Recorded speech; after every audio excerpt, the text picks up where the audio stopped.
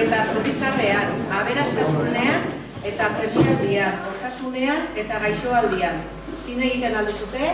Bai, zin egiten. Txakolinaz ere lagunduko dituzuela itxasotik, zerutik eta lurretik parrillara, labera eta kasolara eramandako arrainak eta mariskoak, hegaztiak, barazkiak eta animaliak. Zin egiten alduzute? Bai, zin egiten. Italiako txakolinaren kofradea. Gora! Gora guk, eta gutak. Gora! Hau